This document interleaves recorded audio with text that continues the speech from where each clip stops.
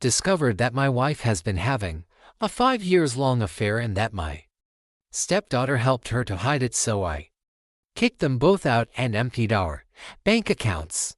I never thought I'd be writing this. Hell, I never thought I'd be living this nightmare.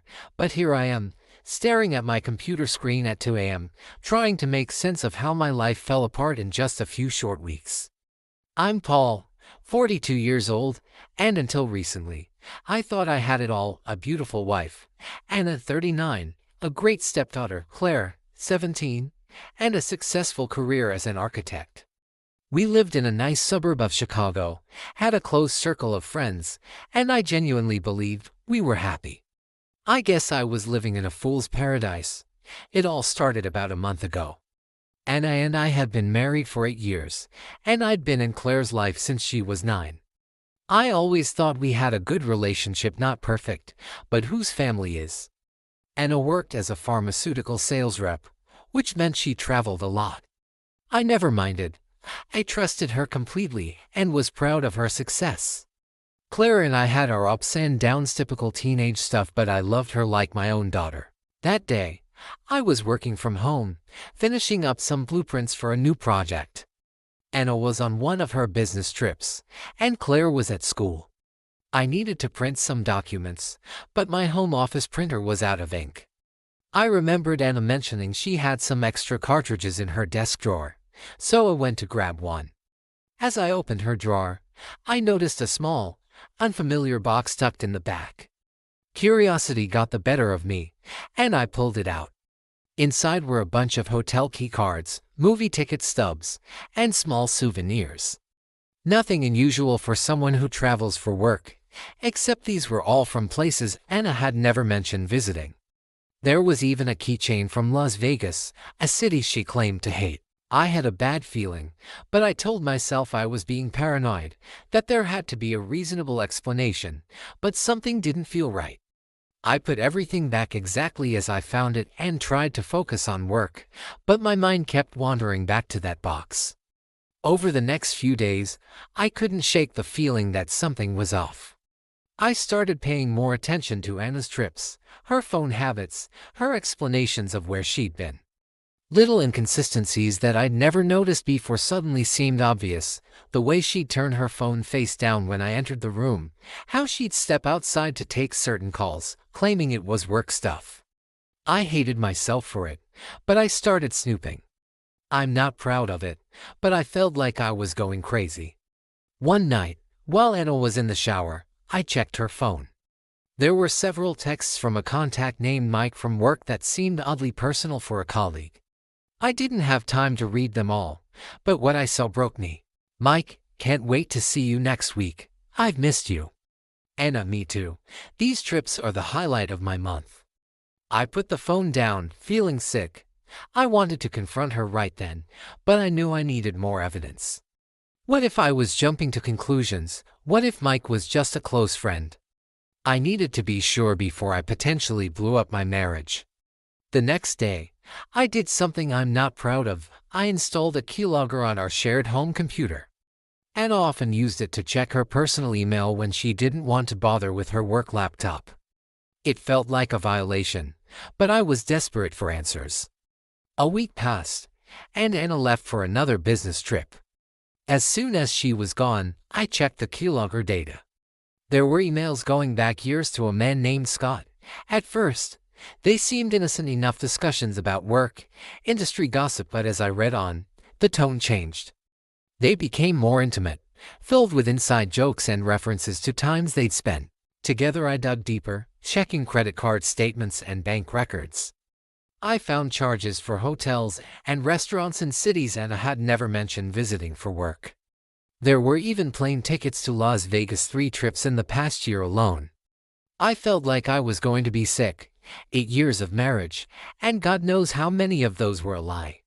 I thought about all the times I'd kissed her goodbye at the airport, telling her to have a safe trip. How many of those times was she flying off to meet him? But the betrayal went deeper than just Anna. As I continued to investigate, I found messages between Anna and Claire, my stepdaughter. The girl I'd helped raise for 8 years had known about the affair for at least 2 years. There were texts where Anna was coaching Claire on what to tell me about her trips, asking her to cover for her. Claire had lied to my face, telling me Anna had called when she hadn't, making up stories about her mom's work events. For the next week, I was a wreck. I couldn't sleep, couldn't eat. I'd lie awake at night, replaying every conversation, every interaction, looking for clues I might have missed. How could I have been so blind? During the day, I went through the motions at work, but my mind was elsewhere. I'd catch myself staring at photos of us on my desk, wondering if Anna was thinking about Scott when we took them. The hardest part was pretending everything was normal.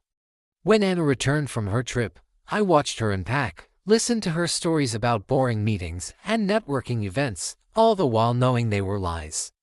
Every smile, every kiss felt like a knife in my heart.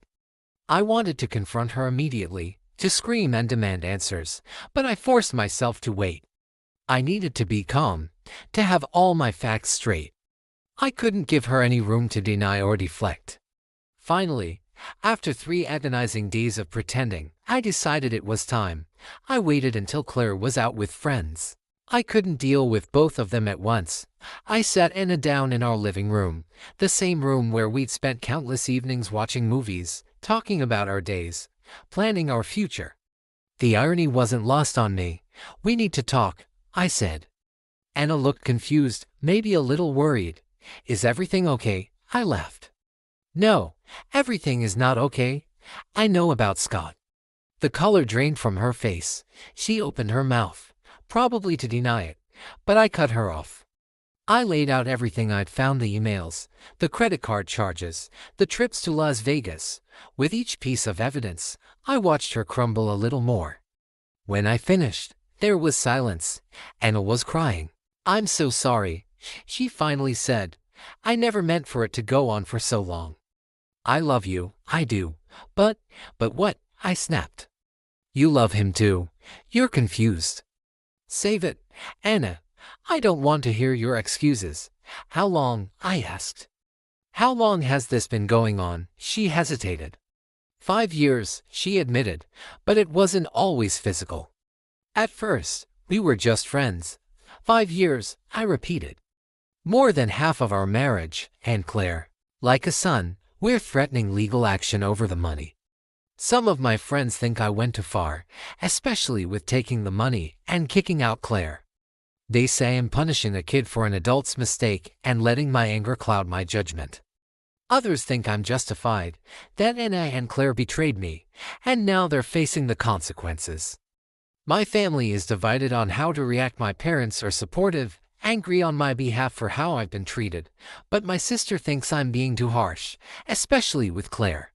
She keeps reminding me that Claire isn't my flesh and blood, and that she was put in an impossible position by her mother. I'm trying to focus on the future, but it's hard. Everything I thought I knew about my life and family has been turned upside down. I don't know what to think anymore. It's been a month now since I confronted Anna and started writing this post. Claire has sent me several emails, long, emotional pleas for forgiveness. She's begged me to let her come home, promising she'd make it up to me somehow. Reading them breaks my heart all over again. So here I am, a month into this nightmare, still unsure of what to do next. I never thought I'd be the guy posting on Reddit about my crumbling marriage, but here we are.